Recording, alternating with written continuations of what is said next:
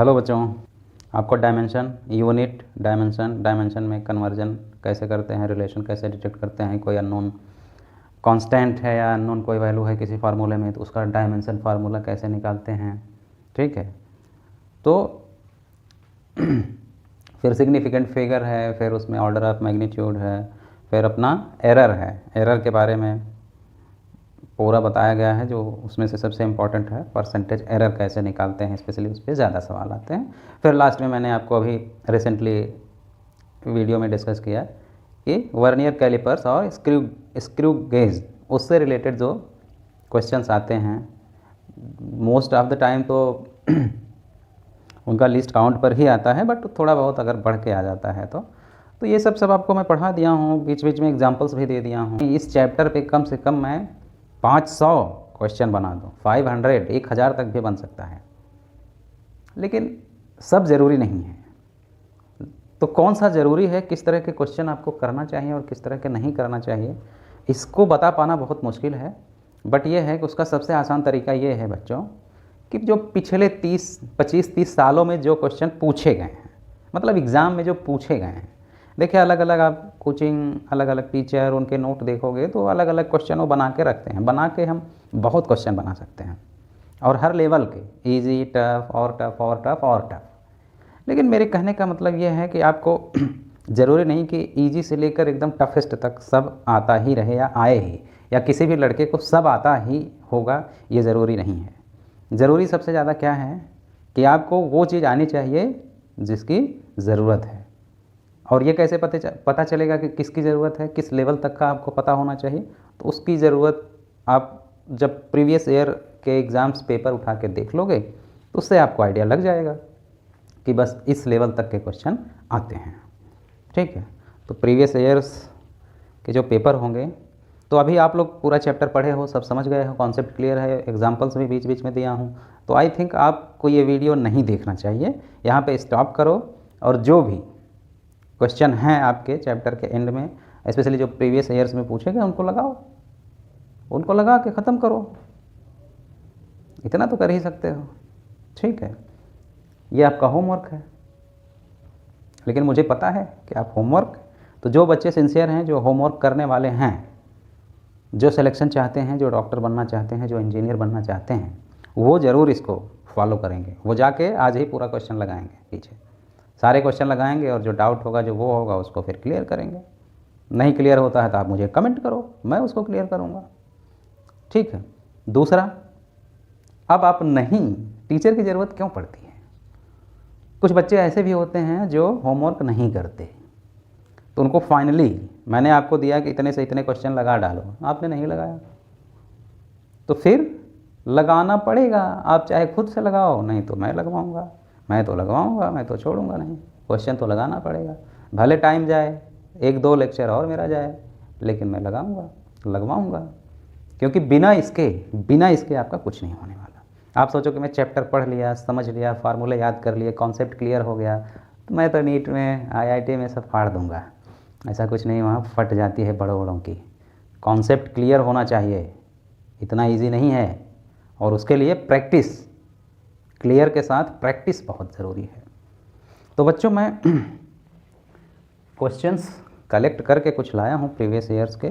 अच्छा, दूसरा ये है कि सारे क्वेश्चंस अगर मैं यहाँ पे लिखूँगा तो उसमें टाइम जाएगा। मैं क्वेश्चन पढ़ दूँगा, ऑप्शन इधर लिखूँगा, और उसके बाद आप उसको वहीं पे पॉज कर लोगे। क्वेश्चन आप, क्योंकि मैं लिखूँ या बोलूँ, दोनों बात सेम ही हुआ, तो सुनने की भी हैबिट डालिए। बहुत से बच्चे होते हैं सुनने की हैबिट नहीं होती है, तो सबसे अच्छी हैबिट क्या है? सुनने की हैबिट। अब मैं कोई क्वेश्चन अगर पढ़ रहा हूँ और आप उसे सुन लिए और सुन के ही समझ गए कि क्वेश्चन में क्या दिया है और क्या पूछ रहा है, तो आप मतलब इस लायक हो कि सुन के भी समझ सकते हो। ठीक है, तो बच्चों ये सब क्वेश्चन जो पूछे गए हैं, बस वही मैं आपको कराऊंगा। वैसे तो हज़ारों क्वेश्चन बन सकते हैं। तो पूरे यूनिट और डायमेंशन, मेज़रमेंट, एरर, इन सब को मिला के मैं चाहता तो एक एक टॉपिक के साथ ही इनके जो क्वेश्चन आए हुए हैं करा देता, तो आप उस टाइम पे कर लेते, लगा लेते, बहुत खुश हो जाते कि अरे मेरे को तो सब आता है। लेकिन फ़ायदा तब नहीं है, अब लगाओगे तब फ़ायदा है, क्योंकि सारी चीज़ें एक साथ मिला के करोगे। क्योंकि नीट एग्ज़ाम में भी तो वही होता है ना, एक चैप्टर का थोड़ी आप पढ़ के जाते हैं, सारे चैप्टर्स का एक साथ और कहीं से भी पूछ सकता है, तो वो प्रैक्टिस आपको यहाँ पे पड़ेगी। तो बेटा जो क्वेश्चन है ये क्वेश्चंस प्रीवियस ईयर्स में आए हुए हैं, ओके। तो मैं चैप्टर वही है, यूनिट,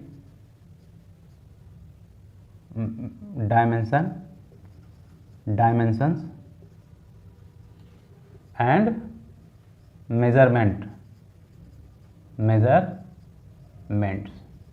चैप्टर अपना वही है और इसको मैंने आपको डिटेल में पढ़ाया है। अब आपको क्वेश्चन देता हूँ। तो बच्चों पहला क्वेश्चन है the unit of thermal conductivity. आपको विश्वास नहीं होगा, यूनिट ऑफ थर्मल कंडक्टिविटी, ठीक है, ये क्वेश्चन 1 है। बोल रहा है कि के, थर्मल कंडक्टिविटी को क्या बोलते हैं, के का यूनिट बताना है। और पता है ये कब पूछा गया है क्वेश्चन, नीट 2019 में।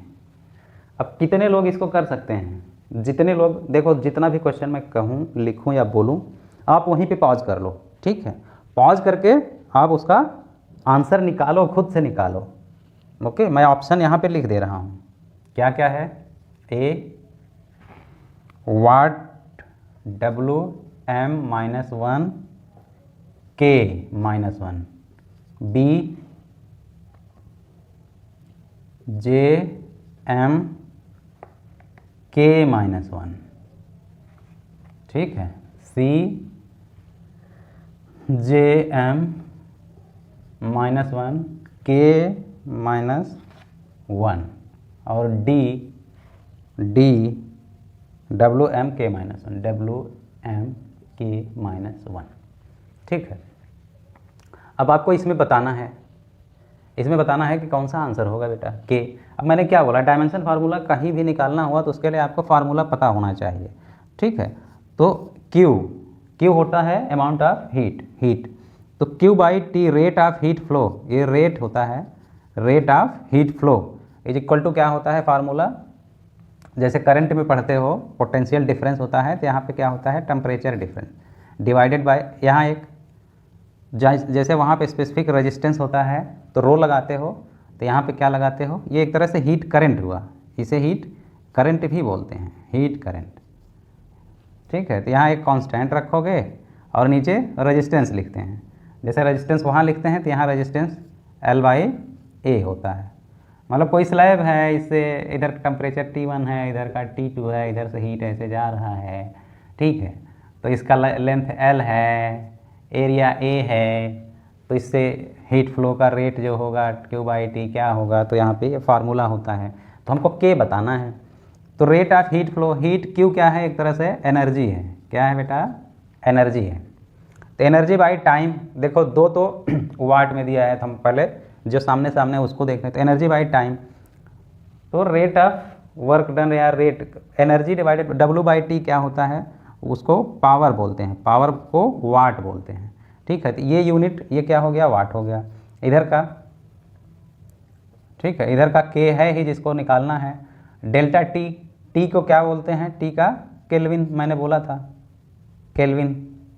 अब या तो पहले K आप ऐसे कर लो, ये K निकालना है तो K इज इक्वल टू, इधर का ये क्या हो गया, एक तरह से पावर, ये क्या हो गया, पावर इनटू, अब ये देखो इनटू L/A, ठीक है, और ये इधर मल्टीप्लाई में है तो इधर डिवाइड हो गया, डेल्टा T। अब सबका रख दो, तो पावर का क्या लिखते हैं, वाट, ठीक है, T का केल्विन लिखते हैं और T नीचे है, केल्विन लिखे डायमेंशन, ठीक है, और L का, L होता है एरिया में क्या होता है, L² होता है, तो क्या हो गया बेटा, W तो है A, K को ऊपर ले गए, ये K एक ऊपर चला गया -1, और L, एक L गया तो एक L नीचे था उसको भी ऊपर ले गए तो -1, ठीक है।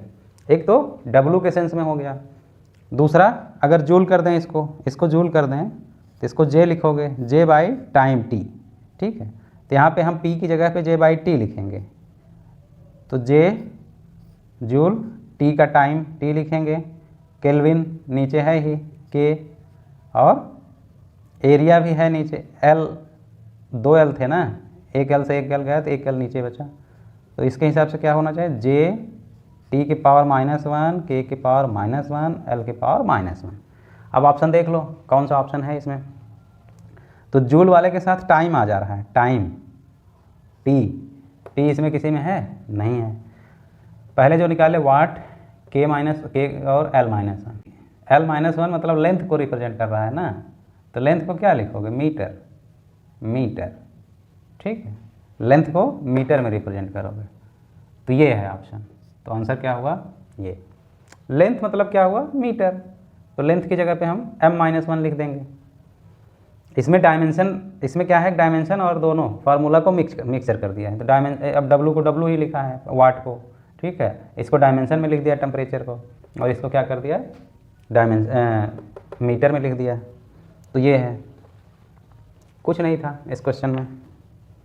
क्वेश्चन नंबर 2 बोल रहा है कि in an experiment the percentage of error occurred in measurement of physical quantities A, B, C and D are 1%, 2%, 3% and 4%. Then the maximum percentage error in the measurement of X, where X is, ठीक है, वो बोल रहे हैं कि एक experiment किए तो 4 मेजरमेंट लिए, A, B, C, D, सब में परसेंटेज एरर कितना है, 1%, 2%, 3%, 4%। अब बोल रहा है कि x इज इक्वल टू, दिया है a² इंटू बी के पावर 1/2 डिवाइडेड बाय c के पावर 1/3 इंटू d के पावर 3। तो बोल रहा है कि find maximum percentage error in x में, इसमें मैक्सिमम परसेंटेज एरर आपको बताना है। ऑप्शन देख लो, एक बोल रहा है 10%, बी बोल रहा है 3/13%, सी बोल रहा है 16%, और डी बोल रहा है -10%। अब बताओ इसमें क्या है।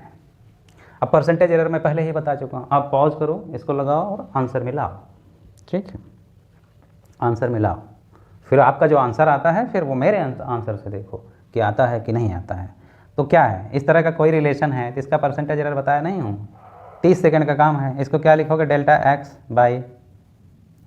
बाई एक्स इंटू 100, यहीं आएगा इसका परसेंटेज एरर। इधर का क्या लिखोगे, 2 delta A by A plus half, power वाले आगे कर देते हैं, डेल्टा बी बाई बी। ठीक है, ये सब परसेंटेज में है तो मैं अभी से ये करते चलता हूँ, इंटू 100। ठीक है, into 100 plus delta B by B into 100। ठीक है, और अब नीचे के हैं तो क्या करोगे, माइनस कर दोगे क्या, एरर है रे, माइनस नहीं करोगे। 1/3 delta C by C into 100 और डी का 3 delta D by D into 100। ये सब परसेंटेज एरर है। ये क्या है, इसका परसेंटेज एरर, इसका परसेंटेज एरर, इसका तो परसेंटेज दिया है तो इसकी जगह पर 1 लिखो। तो 2 into 1 plus 1/2 into 2 plus 1/3 into 3 plus 3 into 4। तो क्या हो गया बेटा, 2 इंटू 1 तो ये हो गया 2 प्लस 1/2 इंटू 2 तो 1 प्लस 1। ठीक है, प्लस ये क्या हो गया, ये 3% है, वो हो गया, प्लस वो 4 है, 3 इंटू 4। मैंने मैथमेटिक में बताया था कि इस तरह के अगर एक साथ आ जाएं तो पहले क्या करोगे, मल्टीप्लिकेशन वाला काम कर लोगे, मल्टीप्लिकेशन और डिवीजन वाला। तो पहले ये कर लोगे तो ये कितना हो गया, 12। अब इधर के ये जोड़ दो, कितना हुआ, 2 1 3 1 4 और 12 4 कितना हो गया रे, 16%, 16%। आंसर क्या हो गया, ये हो गया। मिला के देख लो, 2019 में आया है, 2019 नीट। ओके, चलो अब इसमें क्वेश्चन बोल रहा है, the main scale of a vernier calipers has n division per centimetre. Main scale of vernier calipers has n divisions per centimetre. ठीक है, n division of the vernier scale coincide with n-1 division of main scale. The least count of the vernier calipers. ठीक है, तो बोल रहा है बेटा, बहुत अच्छा सवाल है, बहुत अच्छा। कह रहा है कि मेन स्केल पे, मेन स्केल का बोल रहा है उस पे n डिवीज़न है, n डिवीज़न पर सेंटीमीटर है। कितने डिवीज़न हैं? n डिवीज़न पर सेंटीमीटर। ठीक है, ये मेन स्केल पे हैं। और फिर बोल रहा है कि हाँ, फिर बोल रहा है कि n division of vernier scale, vernier scale का n division of vernier scale किसके बराबर है, किससे कॉन्साइड कर रहा है? n-1 डिवीजन ऑफ ms के। ठीक है, तो अब बताना है लीस्ट काउंट बताना है। ऑप्शन देख लो भाई, ऑप्शन क्या है? 1/n+1 इंटू n-1 एक, B 1/n, C 1/n² और D 1/n into n, 1/n into n+1। सब सेंटीमीटर में, ये भी सेंटीमीटर सेंटीमीटर सेंटीमीटर सेंटीमीटर। चलो बताओ, पॉज करो और फटाफट दिमाग दौड़ाना शुरू कर दो। जो मैं अभी पढ़ाया हूँ, लास्ट वाला जो टॉपिक था कैलिपर्स पे ही तो मैं पढ़ाया हूँ। इस पे क्या निकालना है? लीस्ट काउंट निकालना है, लीस्ट काउंट। ठीक है, अब पॉज करके आप क्वेश्चन लगा लो और आंसर जो आपका आता है उसको देखो और फिर मेरे आंसर से मैच करो, फिर देखो क्या आता है। अब देखो बच्चों, मैंने आपको बताया था कि least count is equal to क्या होता है? 1 मेन स्केल -1 वर्नियर स्केल। ठीक है, 1 मेन स्केल या -1 वर्नियर स्केल। ओके, अब 1 मेन स्केल, या इसका मैंने फार्मूला भी, आपको फार्मूला भी पता है, 1 मेन स्केल इंटू 1 माइनस, ठीक है, क्या था? B/A, बस ये था। तो B/A, B मतलब वर्नियर का कौन सा? आप देखो दोनों से आंसर निकल आएगा, तो पहले आप समझ लो। यहाँ पे खाली लोचा क्या है कि वहाँ पे हम दे देते थे कि एक MS का एक मेन स्केल डिवीजन की वैल्यू कितनी है। ठीक है, तो वहाँ पे हम 0.1 या 0.01 सेंटीमीटर या इस तरह कुछ बता देते थे कि 10 मिलीमीटर का अगर 1 सेंटीमीटर है तो एक का जो है 1 मिलीमीटर हुआ, अगर सेंटीमीटर में बताओगे तो 0.1 सेंटीमीटर हुआ। अब ये बोल रहा है कि उस पर n डिवीजन पर सेंटीमीटर है। इसका मतलब क्या हुआ? n, देखो n डिवीजन है इज इक्वल टू 1 सेंटीमीटर पर सेंटीमीटर का मतलब 1 सेंटीमीटर में n डिवीजन है। ठीक है, n डिवीजन का 1 सेंटीमीटर है, तो एक डिवीजन का कितना होगा रे? एक डिवीजन का कितना होगा? 1/n, यही तो होगा। यानी एक डिवीजन मतलब 1 ms। 1 मेन स्केल की वैल्यू कितना होगी? इतना सेंटीमीटर, ये भी ध्यान रखो, इतना सेंटीमीटर, क्योंकि n डिवीजन था तो 1 सेंटीमीटर था, तो एक डिवीजन की बात करोगे जिसको एक मेन स्केल डिवीजन बोलते हैं, तो 1/n सेंटीमीटर। 1 ms पता चल गया। अब देखो दूसरा क्या बोल रहा है कि n/Vs होता है n-1 ms के, तो 1 Vs कितना होगा? 1 Vs कितना होगा? n-1 ms divided by n के, n-1 divided by n ms के बराबर होगा। और 1 ms का कितना है रे? 1 m, ये तो इतना नंबर हुआ ना, ब्लॉक हुआ, इसको सेंटीमीटर में बदलोगे तो ms एक मेन स्केल का कितना है? 1/n सेंटीमीटर, तो ये क्या हो गया? n-1 divided by n into 1/n। अब ये क्या हो गया? इतना सेंटीमीटर हो गया। ये क्या हो गया? इतना सेंटीमीटर हो गया। 1 VS का, और लीस्ट काउंट क्या है 1 ms माइनस 1 IVS, तो 1 ms का इतना है इतना, और 1 VS का इतना है, तो कर दो। तो LC is equal to 1 ms minus 1 VS। तो क्या करोगे 1 ms का मतलब 1/n है, ये है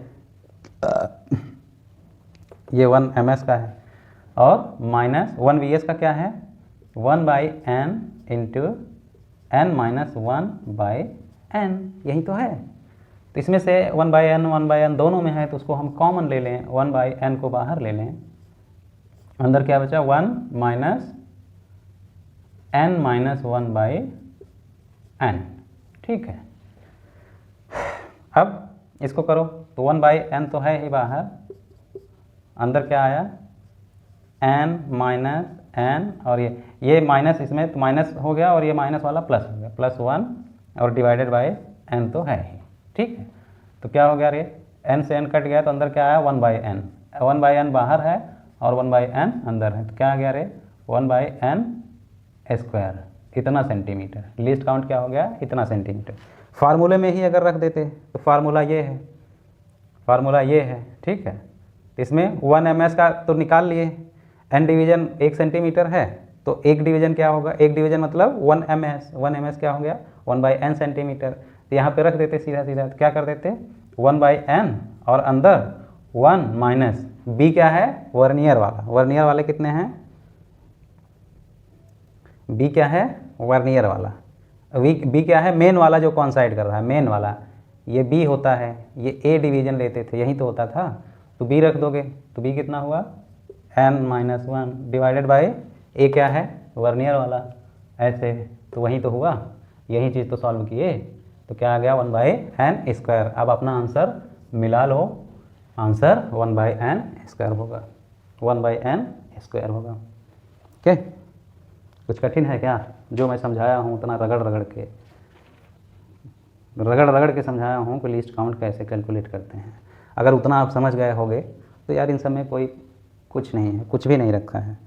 और ये 2018 में आया हुआ, 2000, ये भी नीट 2019 का है। सोचो ऐसे ऐसे सवाल आते हैं और आप बोलते हो कि सर हमारा तो सिलेक्शन ही नहीं होता। अच्छा, वीडियो लेक्चर में एक फ़ायदा ये है, इसमें किसी से पूछना नहीं है कि रब करूं कि छोड़ूं, मतलब मिटा दूं, रब करूं कि छोड़ूं, अभी रहने दूं, क्योंकि इसमें क्या है रब कर दिए तो अब धीरे से पीछे चले जाओगे, फिर से वीडियो दिख जाएगा, तो आप जितनी बार चाहो उतनी बार खेल सकते हो।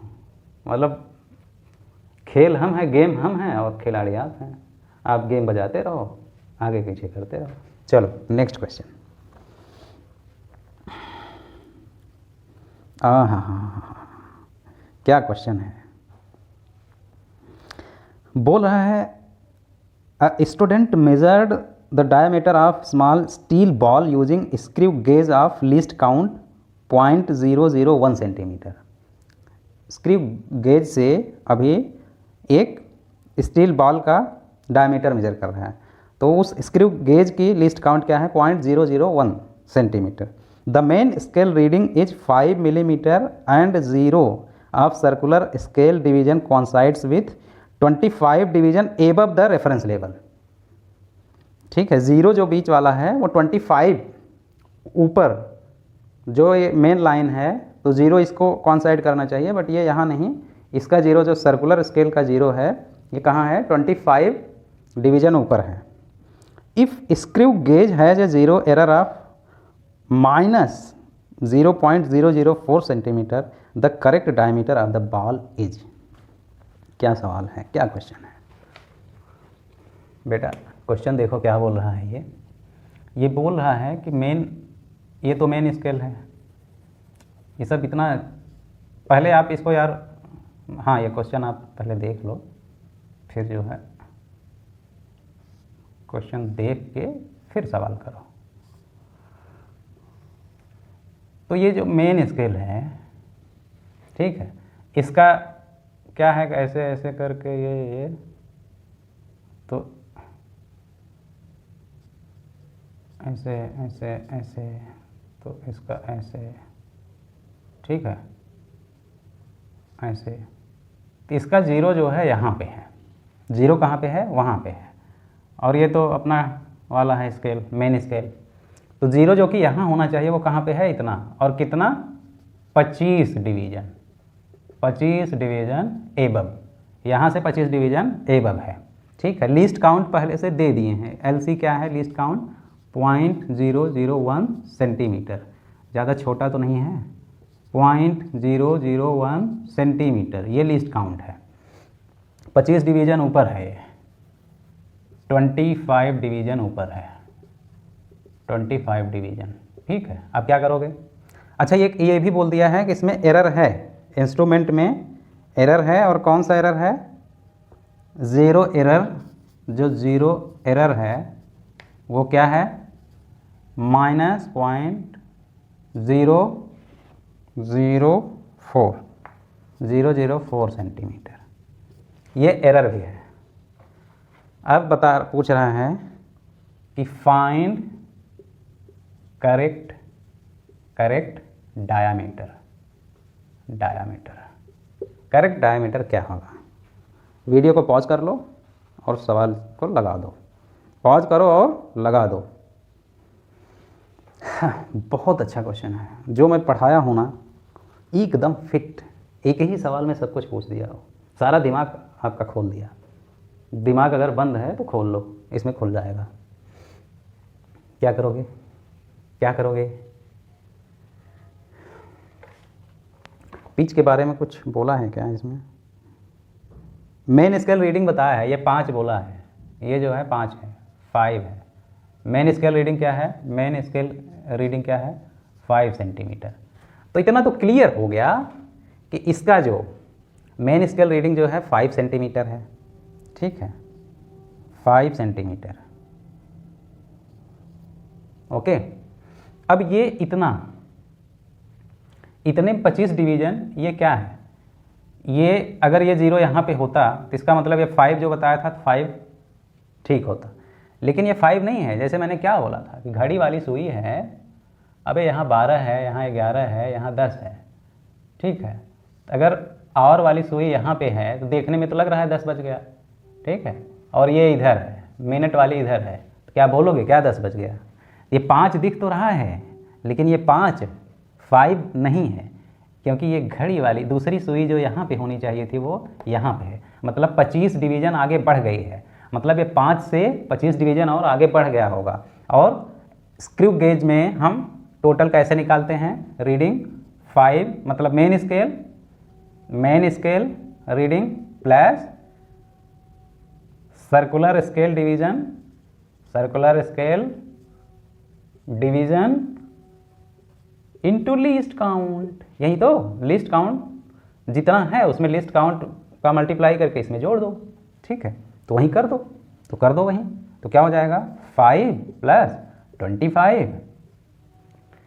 + 25 और लीस्ट काउंट कितना दिया है रे, 0.001, तो क्या हो गया 5 + 25 × 0.001 करोगे तो 0 + 0.025, ये हो गया, कितना हो गया रे 5.025।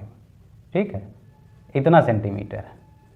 अब क्या है कि इसका एक्चुअल जो डायमीटर होता है इतना होता, लेकिन इंस्ट्रूमेंट की गलती कहो या उस स्टूडेंट की, उसने क्या, उसकी फितरत में क्या है, उसकी फितरत में है कि जो भी चीज़ वो मेजर करता है, निकालता है, उसमें निगेटिव एरर, ज़ीरो एरर यहाँ निगेटिव में दिया है, तो ये क्या हो गया, निगेटिव एरर है। नेगेटिव एरर का मतलब, अगर कोई उसको बोले कि भैया, वो अगर कहीं से बता रहा है, वो कहीं से अगर मान लो वैल्यू बता रहा है 10, ठीक है, 10 बता रहा है, तो वो उसमें से ऑलरेडी इतना निगेटिव करके बताया होगा, इतना निगेटिव कर दिया होगा, -0.004 इतना निकाल दिया होगा वो, क्योंकि वो उतना माइनस कर ही देता है। तो एक्चुअल वैल्यू उसकी क्या रही होगी, 10 एक्चुअल वैल्यू क्या रही होगी, क्योंकि वो जो 10 बता रहा है वो उसमें से इतना माइनस करके बता रहा है। तो एक्चुअल वैल्यू, करेक्शन की अगर बात करें, करेक्शन ऑफ एरर क्या होगे, तो करेक्शन क्या होगा 10 + 0.004। तो ये मेजर करके इतना बताया है, तो इसको करेक्ट अगर वैल्यू पूछे कोई, करेक्ट वैल्यू, करेक्शन तो एरर करेक्शन में मैंने बोला है कि निगेटिव को जोड़ देते हैं और पॉजिटिव को घटा देते हैं। तो इसमें क्या है, नेगेटिव एरर है ना, तो उसको यहाँ जोड़ दो, नेगेटिव एरर है तो इसको यहाँ जोड़ दो। तो क्या करोगे, 5.025 प्लस 0.004, ठीक है। अच्छा, इसका ऑप्शन, ओह शिट, मिटा दिया था मैं, शायद आप लोग नोट किए होंगे। तो क्या हो गया, अब ऐड कर दो इसको, तो ये हो गया इधर 9, इधर 2, इधर 0, इधर 5। ओ ये 5 सेंटीमीटर नहीं है बेटा, 5 मिलीमीटर है, 5 मिलीमीटर, बाकी सब सेंटीमीटर दिया है, ये 5 mm है, 5 mm, तो ये 5 mm है, तो 5 mm बोले तो कितना सेंटीमीटर, 0.5, ठीक है। तो यहाँ पे ये जो 5 था, तो यहाँ पे क्या लिखोगे, 0.5, सेंटीमीटर में ही सबको करना है, 0.5, तो क्या हो जाएगा 0.525। अब इसमें जोड़ दो 0.525 और इसमें ये उतना ऐड कर दिए, तो क्या आ गया रे, 0.0 ये हो गया 0.529 सेंटीमीटर। एक्चुअल वैल्यू कितनी रही होगी, 0.529 सेंटीमीटर, ठीक है। बस हो गया 0.529 सेंटीमीटर। एरर के स्क्रू गेज और ये वर्नियर कैलिपर्स दोनों एग्जाम्पल बहुत ही ज़बरदस्त और बहुत ही अच्छे हैं, और दोनों अगर आप लगा लिए हो तो मुझे नहीं लगता कि इस तरह के अब और क्वेश्चन जो आएंगे आप कर नहीं सकते, ठीक है। बाकी कुछ IIT JEE और एडवांस लेवल के और क्वेश्चन बनते हैं इस पर, लेकिन नीट के लिए अभी फ़िलहाल इससे ज़्यादा नहीं पूछा गया है, ओके। बाकी के भी क्वेश्चन आप कर सकते हो, ऐसा कोई मतलब वो पहाड़ नहीं है, बस कॉन्सेप्ट यही रहेगा, सब कुछ यही रहेगा। वहाँ पे थोड़ा वही डिफरेंशिएशन जैसे मैंने बताया था, रेजिस्टेंस पैरेलल में है या इस तरह का, तो थोड़ा सा मैथमेटिक्स आ जाता है। लेकिन अभी फ़िलहाल इतना 4 क्वेश्चन हुए और 40 मिनट हो गए, बताओ। अगर इस स्पीड से आप एग्ज़ाम में करोगे तो कैसे कर पाओगे। तो स्पीड भी आपको मेंटेन करनी है। हम तो इसलिए स्लो कर रहे हैं क्योंकि आपको समझा रहे हैं, फास्ट करेंगे तो आपको समझ में नहीं आएगा। लेकिन आपको किसी को समझाना नहीं है, एग्ज़ाम में आप धड़ाधड़ निकालते चले जाओगे। एक अगला क्वेश्चन लेते हैं। इसमें बोल रहा है कि a physical quantity of the dimension of length that can be formed out of C, G and E square upon 4 pi epsilon naught. C क्या है, वेलोसिटी ऑफ लाइट है, G क्या है, यूनिवर्सल कांस्टेंट ऑफ ग्रेविटेशन है, and E is the charge, ठीक है। इन तीनों को मिला के C ग्रेविटेशनल कांस्टेंट G और E square upon 4 pi epsilon naught, इन तीनों को मिलाकर एक हमको रिलेशन बनाना है, और उसका डायमेंशन क्या होना चाहिए, ठीक है। उसका डायमेंशन क्या होना चाहिए, इट शुड बी L। लिखा नहीं है क्या इसमें, फिजिकल क्वांटिटी, हाँ लेंथ होना चाहिए। समझ गए क्वेश्चन क्या है। ये बोल रहा है कि 3 चीज़ें हैं, एक C है वेलोसिटी ऑफ लाइट, एक ग्रेविटेशनल यूनिवर्सल ग्रेविटेशनल है G, और एक है E square upon 4 pi epsilon not. ये बोल रहा है कि तीनों को मिला के एक रिलेशन बनाना है, और जिसका डायमेंशन क्या होना चाहिए L, जिसका डायमेंशन क्या होना चाहिए L। तो वो रिलेशन क्या होगा, वो रिलेशन क्या होगा। अब ऑप्शन देख लो इनका, ऑप्शन क्या क्या दिया। एक देखो बोला है, एक ऑप्शन A है C स्क्वायर, फिर इसमें GE square upon 4 pi epsilon not, ये है। इसके भी पावर 1/2 है। B क्या है बेटा, 1/C स्क्वायर है, और अंदर क्या है E स्क्वायर अपान, यहाँ G नीचे आ गया, यहाँ G ऊपर था, 4 पाई एप्सिलॉन नॉट। इसका कोई पावर इसका भी पावर 1/2 है, मतलब रूट में है। तीसरा c क्या है, 1/c, ठीक है। फिर g e²/4πε0, इसमें कोई पावर ओवर नहीं है, ठीक है। और d क्या है, 1/c², जितना जल्दी करो उतना देर, 1/c², अंदर क्या है, g e²/4πε0 1/2, पावर 1/2। अब इतने बड़े बड़े ऑप्शन देख के तो बच्चे छोड़ देंगे, एग्ज़ाम में आएगा ऐसा तो देख के डर जाएंगे बच्चे, छोड़ देंगे। यार डरने जैसा कुछ है नहीं। देखो क्वेश्चन ज़रूरी नहीं है कि सब एक ही लेवल के हों, कुछ क्वेश्चन थोड़े बड़े हो सकते हैं, थोड़े कठिन हो सकते हैं, लेकिन सारे क्वेश्चन ऐसे नहीं होते।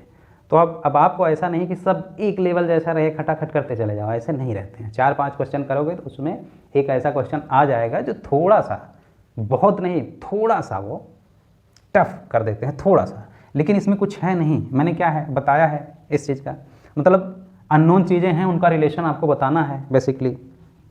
तो ये मैंने आपको पहले भी बताया है डायमेंशन में कि कैसे रिलेशन क्रिएट करते हैं। अब यहाँ पे 3 अननोन हैं, एक c है, वेलोसिटी है, एक ग्रेविटेशनल है, ग्रेविटेशनल कांस्टेंट, एक ये है। तो अब एक इसी का थोड़ा सा लफड़ा है।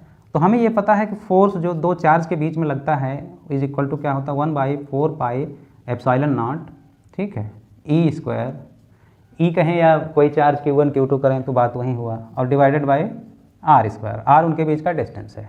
तो कोई ये पूछे कि e²/4πε0 is equal to FR², यहीं तो लिख सकते हैं।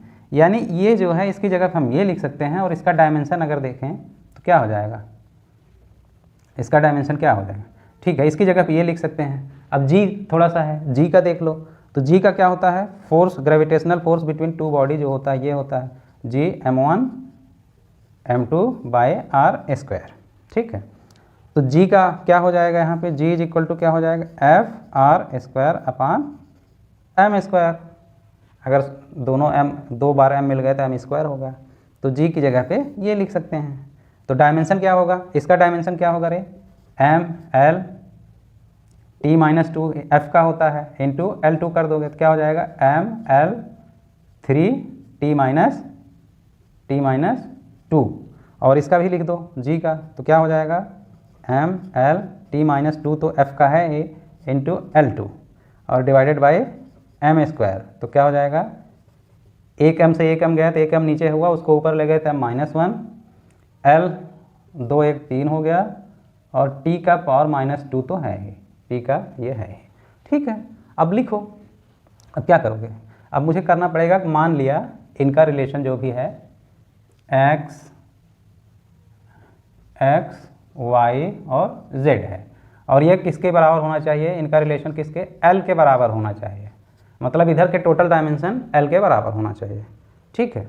तो देखो अब लिखो, तो इधर हम लिखेंगे L, ये होना चाहिए C की जगह पे x, और C का डायमेंशन क्या होता है, L t⁻⁻1, यही तो इसमें x कर दिए, और इसी तरह g का y है तो g की जगह पे ये लिखो m-1 L 3t⁻⁻2, और यहाँ पे y कर दो। इसी तरह e²/4πε0 r की जगह पे ये लिख दोगे डायमेंशन, क्या, m L 3t-2, ये z, ठीक है। तो अब देख लो, इसको लिख दो, तो क्या हो गया, L का x हो गया, t का -x हो गया, ठीक है, और इसमें क्या हो गया, m का -y हो गया, L का 3y हो गया, और t का -2y हो गया। इसी तरह इसमें देखोगे तो m का z हो गया, L का 3z हो गया, और t का ये -2 है रे, -2, t का -2z हो गया, ठीक है। अब देखो जो भी m वाले हैं, L वाले हैं, t वाले हैं, साथ में रखो, तो m का देखो एक ये है और एक ये है, तो क्या हो जाएगा, m के पावर z माइनस वाई, ये देखो ये जुड़ जाएंगे, एक प्लस में है एक वाई में है। एल का क्या हो जाएगा, एल में देखो एक्स है, 3y है और 3z है, x plus 3y plus 3z। और इसी तरह t का देखोगे तो क्या आ जाएगा, t का माइनस एक्स है, minus 2y, minus X minus 2y और माइनस 2z। अब ये डायमेंशन किसके बराबर होना चाहिए, l के, मतलब m और t क्या होना चाहिए, m 0 होना चाहिए, t 0 होना चाहिए, खाली l रहना चाहिए। तो यहाँ से अगर कंपेयर करें तो m का जो पावर है z माइनस वाई क्या होना चाहिए, 0 होना चाहिए। एक इक्वेशन ये हो गया। दूसरा x plus 3y plus 3z is equal to l का 1 होना चाहिए, 1, एक इक्वेशन ये हो गया। और तीसरा क्या है रे, minus X minus 2y minus 2z, ये क्या होना चाहिए, वो भी 1 होना चाहिए, वो भी L वाला 1 होना चाहिए, बाकी सब 0, वो भी 0 होना चाहिए। तो ये 3 इक्वेशन बन गए। तो अब इस वाले से अगर देखें, x z minus Y is equal to 0, तो z is equal to Y हो गया। ये हो गया। अब देखो 3 इक्वेशन बन गए आपके, 3 इक्वेशन बन गए। एक z minus Y is equal to 0, x plus 3y plus 3z is equal to 1 और minus X minus 2y minus 2z is equal to 0।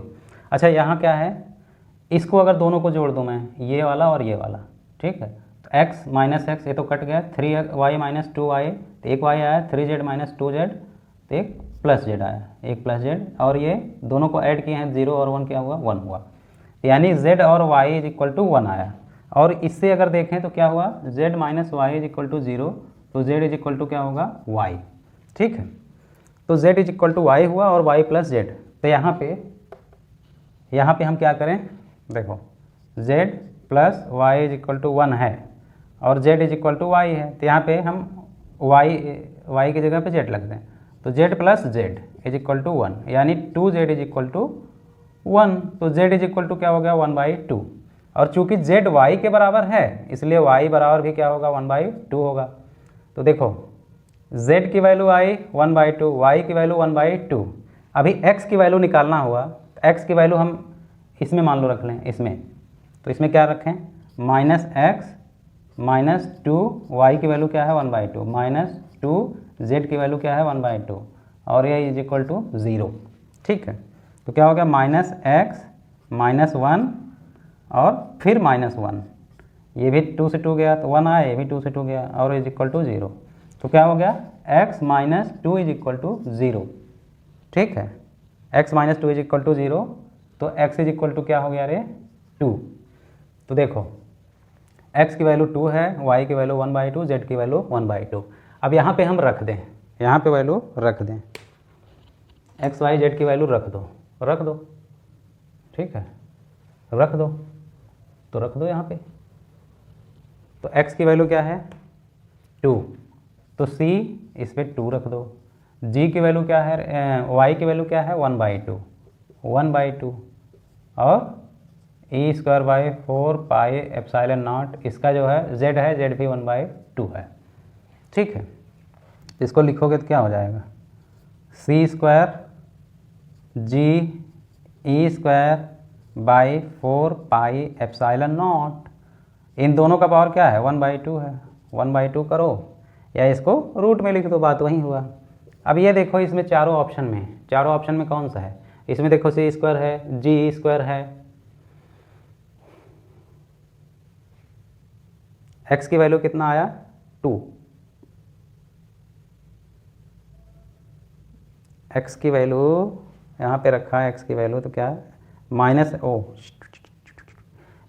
X minus